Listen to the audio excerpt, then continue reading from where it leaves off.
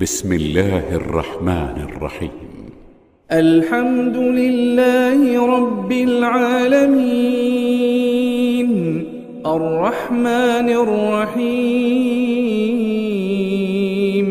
مالك يوم الدين إياك نعبد وإياك نستعين اهدنا الصراط المستقيم صراط الذين أنعمت عليهم غير المغضوب عليهم ولا الضالين.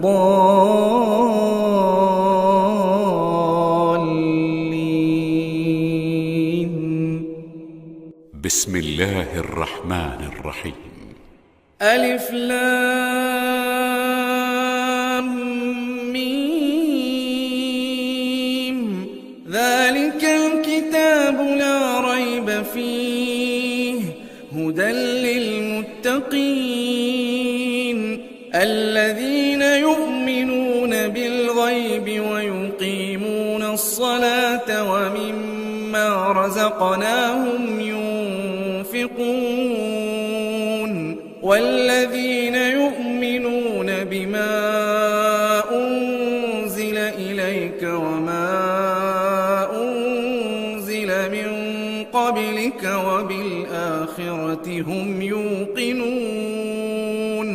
أولئك على هدى من ربهم وأولئك هم المفلحون. إن الذين كفروا سواء عليهم أأنذرتهم أم لم تنذرهم لا يؤمنون. ختم الله على قلوبهم وعلى سمعهم وعلى أبصارهم غشاوة ولهم عذاب عظيم. ومن الناس من يقول آمنا بالله وباليوم الآخر وما هم بمؤمنين يخادعون الله والذين آمنوا وما يخدعون إلا أنفسهم وما يشعرون. في قلوبهم مرض فزادهم الله مرضا ولهم عذاب أليم بما كانوا يكذبون. وإذا قيل لهم لا تفسدوا في الأرض قالوا إنما نحن مصلحون ألا إنهم هم المفسدون ولكن لا يشعرون. وإذا قيل لهم آمنوا كما آمن الناس قالوا أنؤمن كما آمن السفهاء ألا إنهم هم السفهاء ولكن لا يعلمون. وإذا لقوا الذين آمنوا قالوا آمنا وإذا خلوا إلى شياطينهم قالوا إنا معكم إنما نحن مستهزئون. الله يستهزئ بهم ويمدهم في طغيانهم يعمهون. أولئك الذين اشتروا الضلالة بالهدى فما ربحت تجارتهم وما كانوا مهتدين. مثلهم كمثل الذي استوقد نارا فلما أضاءت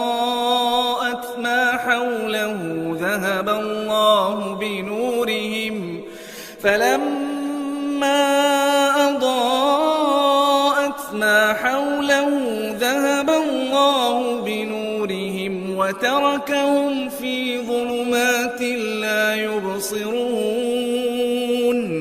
صم بكم عمي فهم لا يرجعون أو كصيب من السماء فيه ظلمات ورعد وبرق يجعلون أصابعهم في آذانهم من الصواعق حذر الموت والله محيط بالكافرين يكاد البرق يخطف أبصارهم كلما أضاء لهم مشوا فيه وإذا أظلم عليهم قاموا ولو شاء الله لذهب بسمعهم وأبصارهم إن الله على كل شيء قدير يا أيها الناس اعبدوا ربكم الذي خلقكم والذين من قبلكم لعلكم تتقون الذي جعل لكم الأرض فراشا والسماء بناء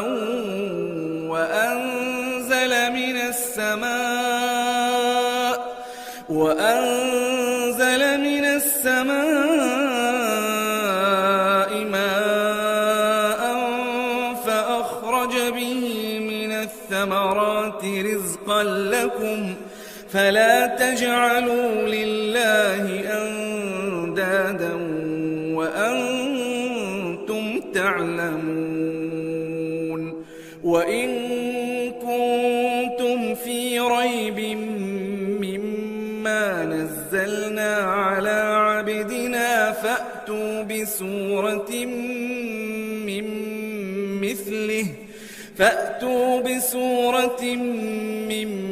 مثله وادعوا شهداءكم من دون الله إن كنتم صادقين فإن لم تفعلوا ولن تفعلوا فاتقوا النار التي وقودها الناس والحجارة أعدت للكافرين وبشر الذين آمنوا وعملوا الصالحات أن لهم جنات تجري من تحتها الأنهار كلما رزقوا منها من ثمرة رزقا قالوا هذا الذي رزقنا من قبل وأتوا به متشابها ولهم فيها أزواج مطهرة وهم فيها خالدون إن الله لا يستحيي أن يضرب مثلا ما بعوضة فما فوقها فأما الذين آمنوا فيعلمون أنه الحق من ربهم وأما الذين كفروا فيقولون ماذا أراد الله بهذا مثلا يضل به كثيرا ويهدي به كثيرا وما يضل به إلا الفاسقين الذين ينقضون عهد الله من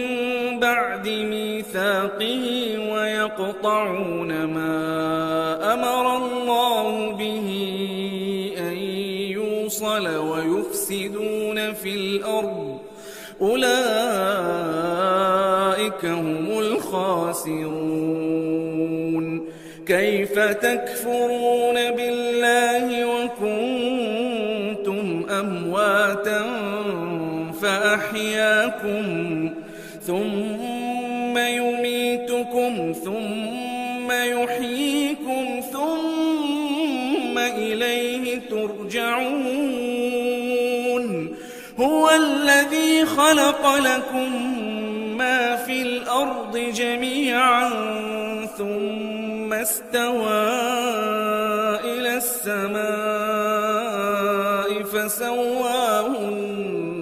7 سماوات وهو بكل شيء عليم. وإذ قال ربك للملائكة إني جاعل في الأرض خليفة قالوا أتجعل فيها من يفسد فيها ويسفك الدماء ونحن نسبح بحمدك ونقدس لك قال إني أعلم ما لا تعلمون. وعلم آدم الأسماء كلها ثم عرضهم على الملائكة فقال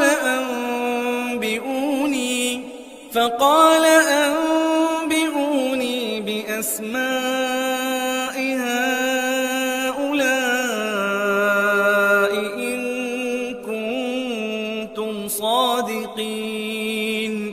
قالوا سبحانك لا علم لنا إلا ما علمتنا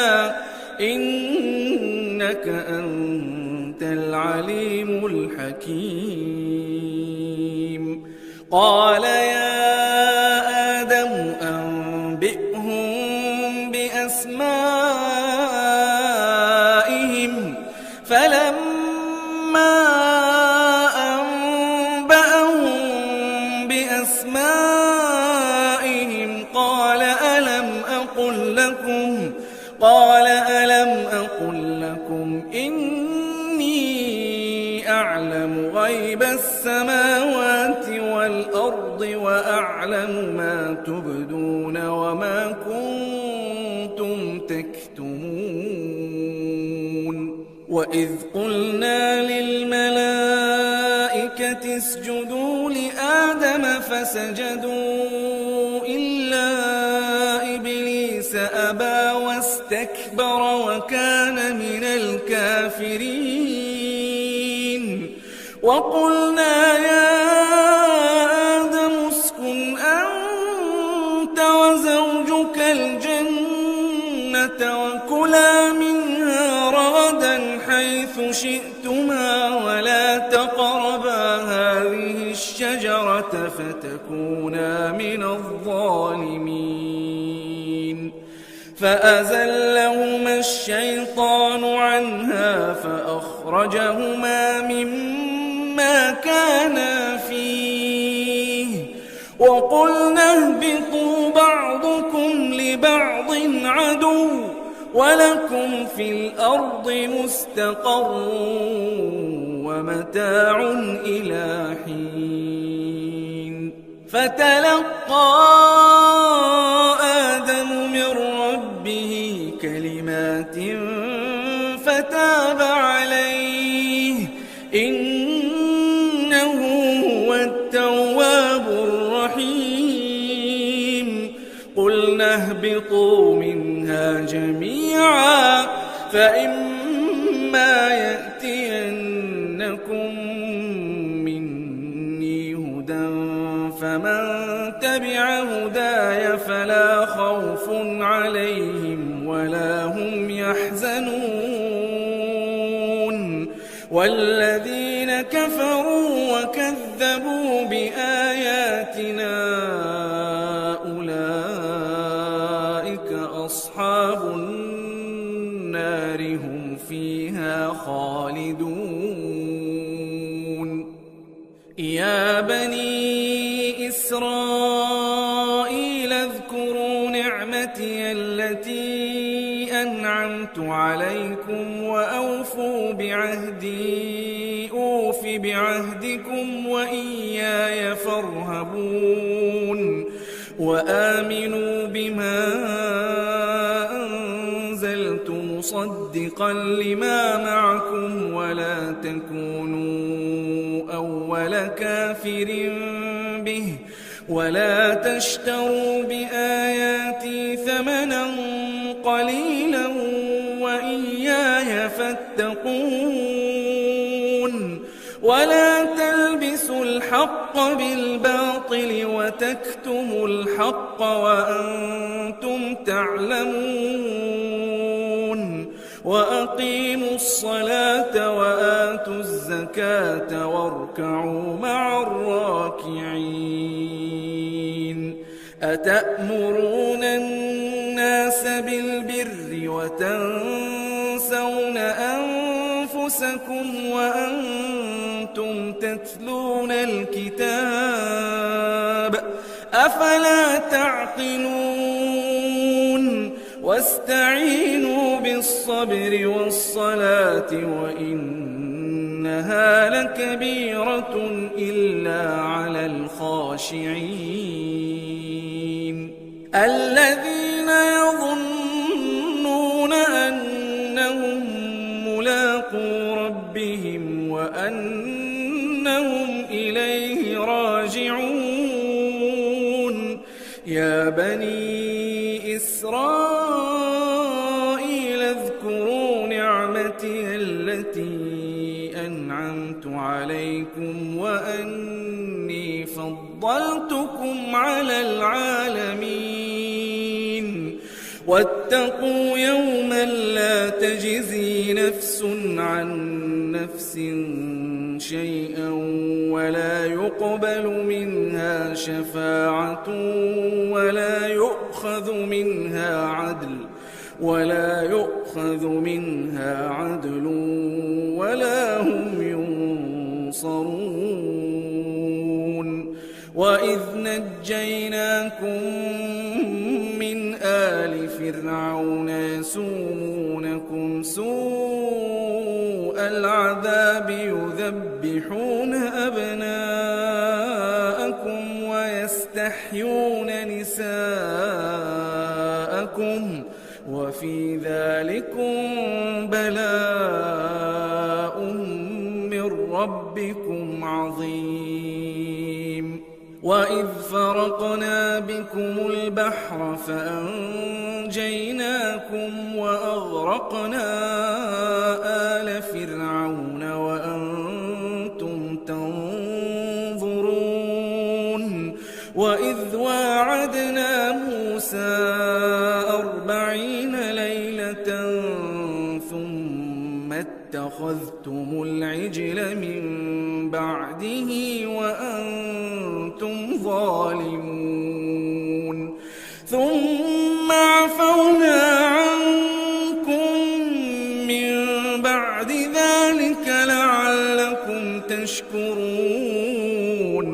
وإذ آتينا موسى الكتاب والفرقان لعلكم تهتدون وإذ قال موسى لقومه يا قوم إنكم ظلمتم أنفسكم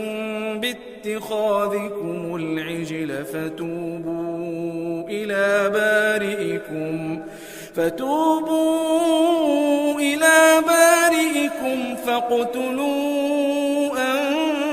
أنفسكم ذلكم خير لكم عند بارئكم فتاب عليكم إنه هو التواب الرحيم وإذ قلتم يا موسى لن نؤمن لك حتى نرى الله جهرة فأخذتكم الصاعقة وأنتم تنظرون ثم بعثناكم من بعد موتكم لعلكم تشكرون وظللنا عليكم الغمام وأنزلنا عليكم المن والسلوى كلوا من طيبات ما رزقناكم وما ظلمونا ولكن كانوا أنفسهم يظلمون وإذ قلنا ادخلوا هذه القرية فكلوا منها حيث شئتم رغدا وادخلوا الباب سجدا وقولوا حطة نغفر لكم خطاياكم وسنزيد المحسنين فبدل الذين ظلموا قولا غير الذي قيل لهم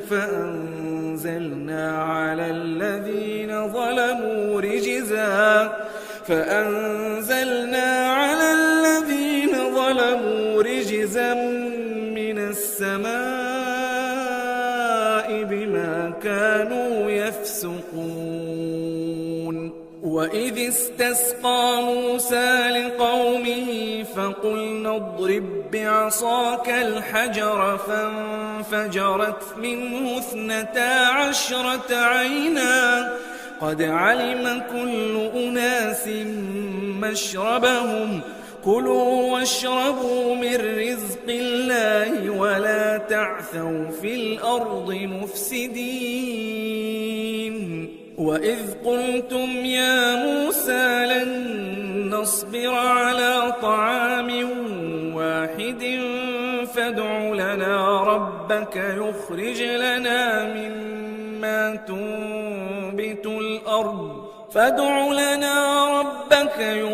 لنا مما تنبت الأرض من بقلها وقثائها وفومها وعدسها وبصلها قال أتستبدلون الذي هو أدنى بالذي هو خير اهبطوا مصرا فإن لكم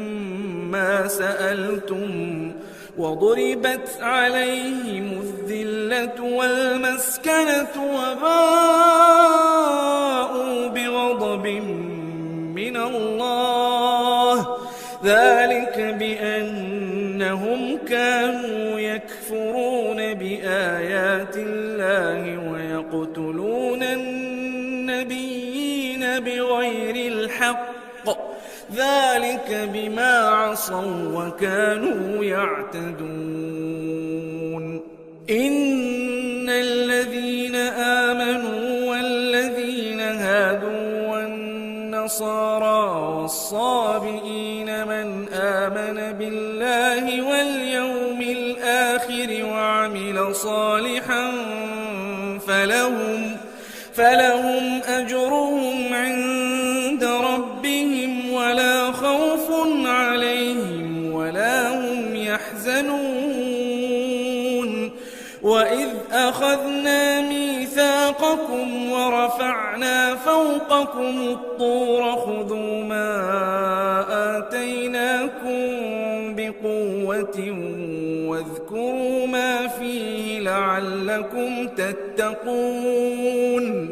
ثم توليتم من بعد ذلك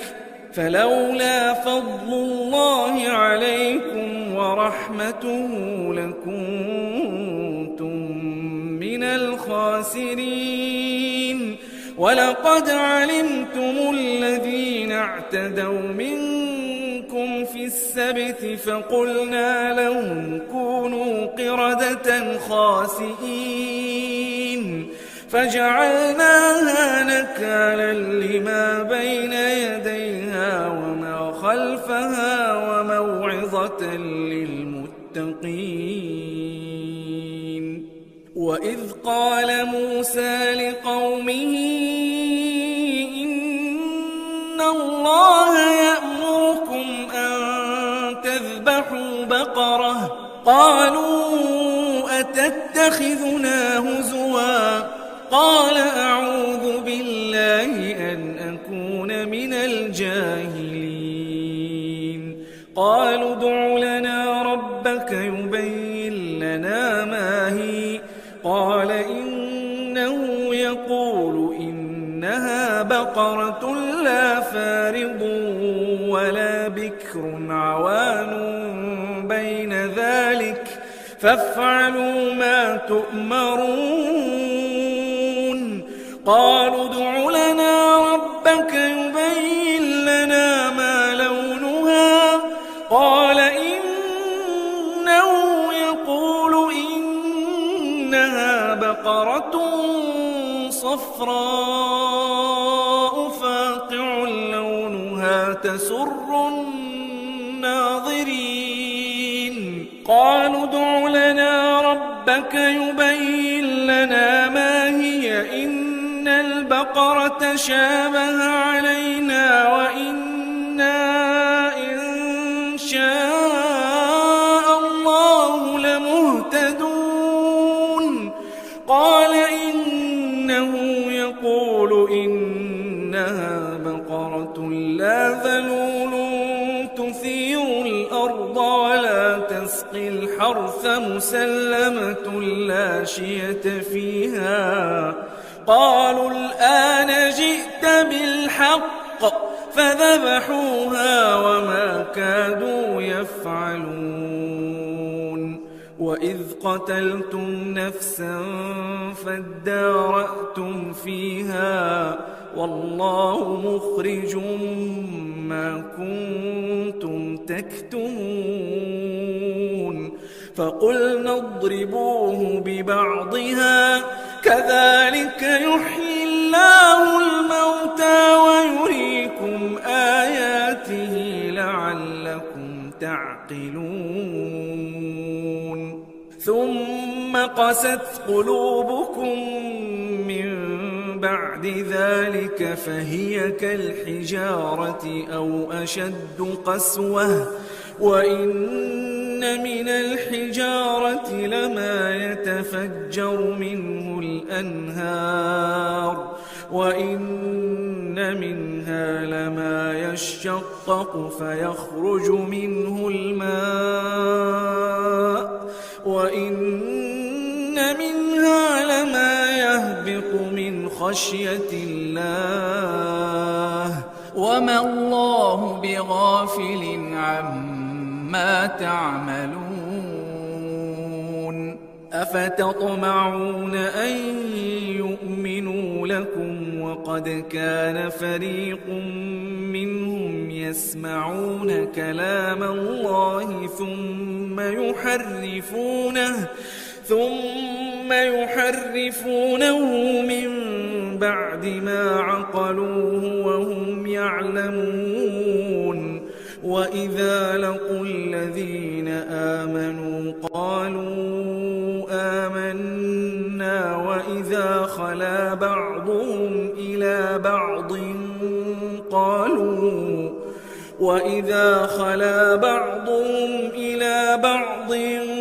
قالوا أتحدثونهم بما فتح الله عليكم ليحاجوكم به عند ربكم أفلا تعقلون أولا يعلمون أن الله يعلم ما يسرون وما يعلنون ومنهم أميون لا يعلمون الكتاب إلا أماني وإن هم إلا يظنون فويل للذين يكتبون الكتاب بأيديهم ثم يقولون هذا من عند الله ليشتروا به ثمنا قليلا فويل لهم مما كتبت أيديهم وويل لهم مما يكسبون وقالوا لن تمسنا النار إلا أياما معدودة قل أتخذتم عند الله عهدا فلن يخلف الله عهده أم تقولون على الله ما لا تعلمون بلى من كسب سيئة وأحاطت به خطيئته فأولئك أصحاب النار هم فيها خالدون والذين آمنوا وعملوا الصالحات أولئك أصحاب الجنة هم فيها خالدون وإذ أخذنا ميثاق بني إسرائيل لا تعبدون إلا الله وبالوالدين إحسانا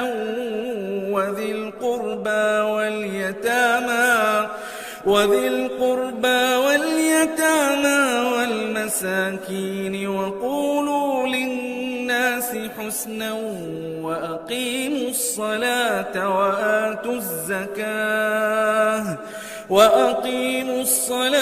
وآتوا الزكاة ثم توليتم إلا قليلا منكم وأنتم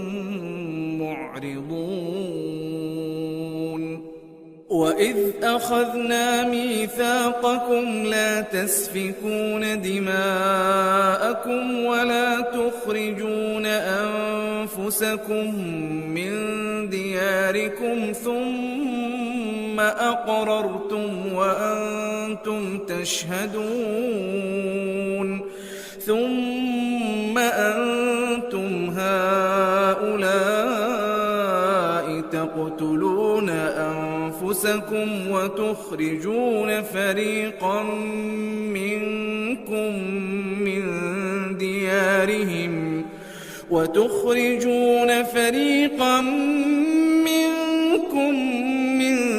ديارهم تظاهرون عليهم بالإثم والعدوان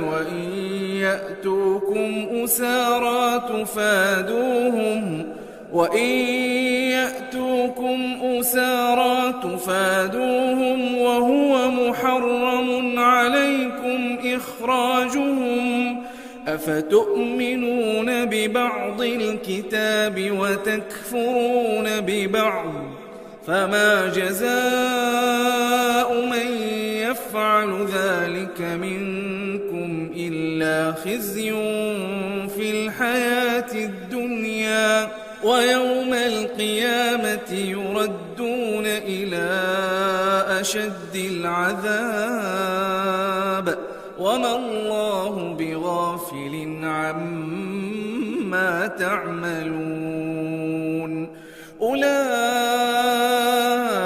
الذين اشتروا الحياة الدنيا بالآخرة فلا يخفف عنهم العذاب ولا هم ينصرون ولقد آتينا موسى الكتاب وقفينا من بعده بالرسل وآتينا عيسى ابن مريم البينات وأيدناه بروح القدس أفكلما جاءكم رسول بما لا تهوى أنفسكم استكبرتم ففريقا كذبتم وفريقا تقتلون وقالوا قلوبنا غلف بل لعنهم الله بكفرهم فقليلا ما يؤمنون ولما جاءهم كتاب من عند الله مصدق لما معهم وكانوا من قبل يستفتحون على الذين كفروا وكانوا من قبل يستفتحون على الذين كفروا فلما جاءهم ما عرفوا كفروا به فلعنة الله على الكافرين بئس ما اشتروا به أنفسهم أن يكفروا بما أنزل الله بغيا أن ينزل الله من فضله على من يشاء من عباده فباءوا بغضب على غضب وللكافرين عذاب مهين. وإذا قيل لهم آمنوا بما أنزل الله قالوا نؤمن بما أنزل علينا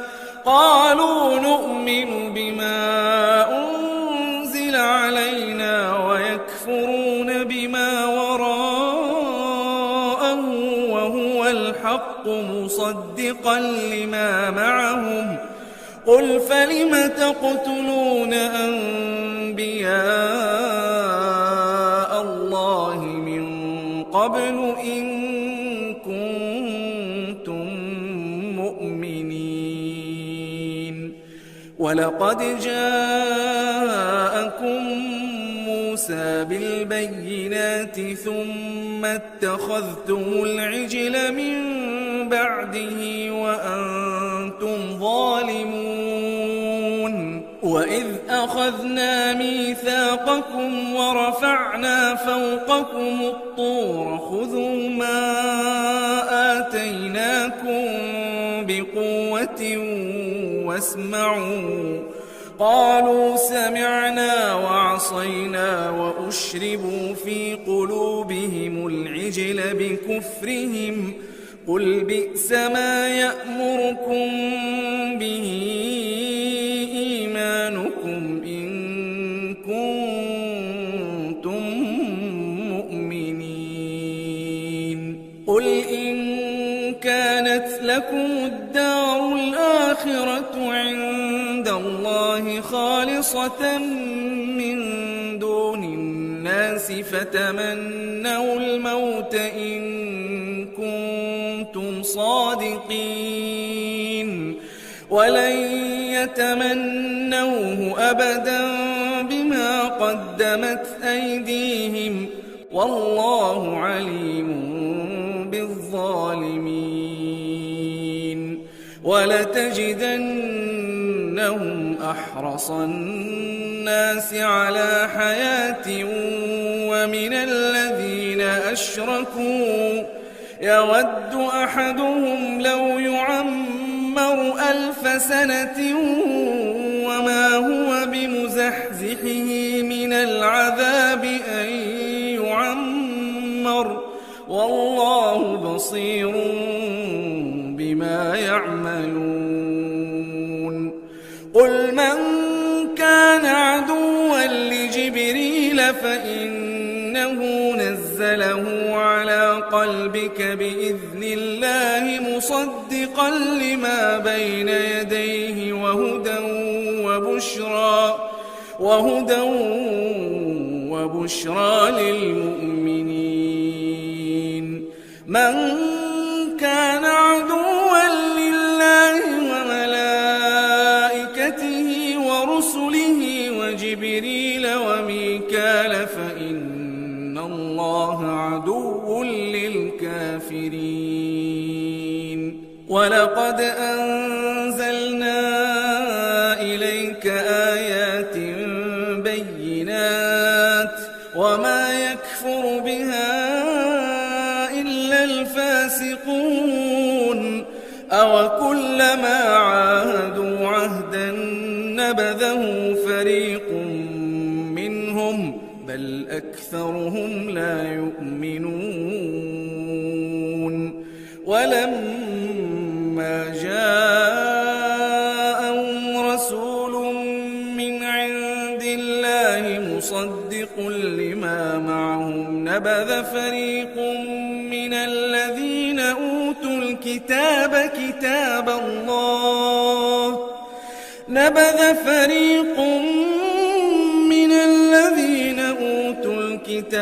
كتاب الله وراء ظهورهم كأنهم لا يعلمون واتبعوا ما تتلو الشياطين على ملك سليمان وما كفر سليمان ولكن الشياطين كفروا يعلمون الناس السحر وما أنزل على الملكين ببابل هاروت وماروت وما يعلمان من أحد حتى يقولا إنما نحن فتنة فلا تكفر فيتعلمون منهما ما يفرقون به بين المرء وزوجه وما هم بضارين به من أحد إلا بإذن الله ويتعلمون ما يضرهم ولا ينفعهم ولقد علموا لمن اشتراه ما له في الآخرة من خلاق ولبئس ما شروا به أنفسهم لو كانوا يعلمون ولو أنهم آمنوا واتقوا لمثوبة من عند الله خير لو كانوا يعلمون يا أيها الذين آمنوا لا تقولوا راعنا وقولوا انظرنا واسمعوا وللكافرين عذاب أليم ما يود الذين كفروا من أهل الكتاب ولا المشركين أن ينزل عليكم من خير من ربكم والله يختص برحمته من يشاء والله ما ننسخ من آية أو ننسها نأت بخير منها أو مثلها ألم تعلم أن الله على كل شيء قدير ألم تعلم أن الله له ملك السماوات والأرض وما لكم من دون الله من ولي ولا نصير أم تريدون أن تسألوا رسولكم كما سئل موسى من قبل ومن يتبدل الكفر بالإيمان فقد ضل سواء السبيل ود كثير من أهل الكتاب لو يردونكم من بعد إيمانكم كفارا حسدا من عند أنفسهم من بعد ما تبين لهم الحق فاعفوا واصفحوا حتى يأتي الله بأمره إن الله على كل شيء قدير وأقيموا الصلاة وآتوا الزكاة وما تقدموا لأنفسكم من خير تجدوه عند الله إن الله بما تعملون بصير وقالوا لن يدخل الجنة إلا من كان هودا أو نصارى تلك أمانيهم قل هاتوا برهانكم إن كنتم صادقين بلى من أسلم وجهه لله وهو محسن فله أجره عند ربه ولا خوف عليهم ولا هم يحزنون وقالت اليهود ليست النصارى على شيء وقالت النصارى ليست اليهود على شيء وهم يتلون الكتاب كذلك قال الذين لا يعلمون مثل قولهم فالله يحكم بينهم يوم القيامة فيما كانوا فيه يختلفون ومن أظلم ممن منع مساجد الله أن يذكر فيها اسمه وسعى في خرابها أولئك ما كان لهم أن يدخلوها إلا خائفين لهم في الدنيا خزي ولهم في الآخرة عذاب عظيم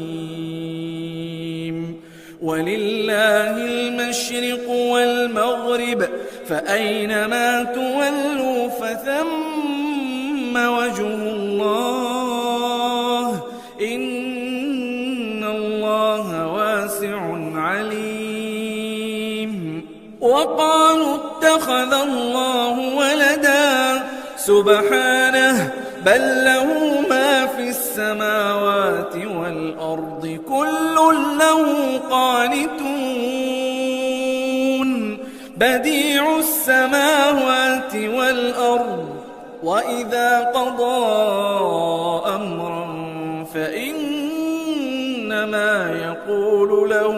كن فيكون وقال الذين لا يعلمون لولا يكلمنا الله أو تأتينا آية كذلك قال الذين من قبلهم مثل قولهم تشابهت قلوبهم قد بينا الآيات لقوم يوقنون إنا أرسلناك بالحق بشيرا ونذيرا ولا تسأل عن أصحاب الجحيم ولن ترضى عنك اليهود ولا النصارى حتى تتبع ملتهم قل إن هدى الله هو الهدى ولئن اتبعت أهواءهم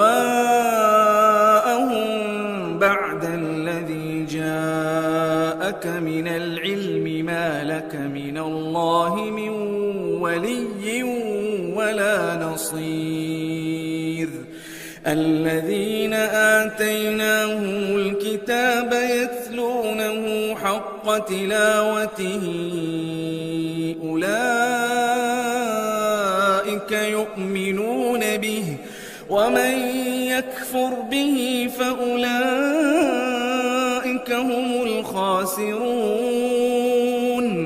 يا بني إسرائيل اذكروا نعمتي التي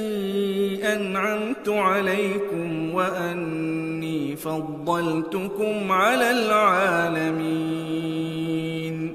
واتقوا يوما لا تجزي نفس عن نفس شيئا ولا يقبل منها عدل ولا تنفعها شفاعة ولا هم ينصرون ينصرون وإذ ابتلى إبراهيم ربه بكلمات فأتمهن قال إني جاعلك للناس إماما قال ومن ذريتي قال لا ينال عهد الظالمين وإذ جعلنا البيت مثابة للناس وأمنا واتخذوا من مقام إبراهيم مصلى وعهدنا إلى إبراهيم وإسماعيل أن طهرا بيتي للطائفين والعاكفين والركع السجود وإذ قال إبراهيم رب اجعل هذا بلدا آمنا وارزق أهله من الثمرات من آمن منهم بالله واليوم الآخر قال ومن كفر فأمتعه قليلا ثم أضطره إلى عذاب النار وبئس المصير وإذ يرفع إبراهيم القواعد من البيت وإسماعيل ربنا تقبل منا إنك أنت السميع العليم ربنا وجعلنا مسلمين لك ومن ذريتنا أمة مسلمة لك وأرنا مناسكنا وتب علينا إنك أنت التواب الرحيم ربنا وابعث فيهم رسولا منهم يتلو عليهم آياتك ويعلمهم الكتاب والحكمة ويزكيهم إنك أنت العزيز الحكيم ومن يرغب عن ملة إبراهيم إلا من سفه نفسه ولقد اصطفيناه في الدنيا وإنه في الآخرة لمن الصالحين إذ قال له ربه أسلم قال أسلمت لرب العالمين ووصى بها إبراهيم بنيه ويعقوب يا بني إن الله اصطفى لكم الدين فلا تموتن إلا وأنتم مسلمون أم كنتم شهداء إذ حضر يعقوب الموت إذ قال لبنيه ما تعبدون من بعدي قالوا نعبد إلهك وإله آبائك إبراهيم وإسماعيل وإسحاق إلها واحدا ونحن له مسلمون تلك أمة قد خلت لها ما كسبت ولكم ما كسبتم ولا تسألون عما كانوا يعملون وقالوا كونوا هودا أو نصارى تهتدوا قل بل ملة إبراهيم حنيفا وما كان من المشركين قولوا آمنا بالله وما أنزل إلينا وما أنزل إلى إبراهيم وإسماعيل وإسحاق ويعقوب والأسباط وما أوتي موسى وعيسى وما أوتي النبيون من ربهم لا نفرق بين أحد منهم ونحن له مسلمون فإن آمنوا بمثل ما آمنتم به فقد اهتدوا وإن تولوا فإنما هم في شقاق فسيكفيكهم الله وهو السميع العليم صبغة الله ومن أحسن من الله صبغة ونحن له عابدون قل أتحاجوننا في الله وهو ربنا وربكم ولنا أعمالنا ولكم أعمالكم ونحن له مخلصون أم تقولون إن إبراهيم وإسماعيل وإسحاق ويعقوب والأسباط كانوا هودا أو نصارى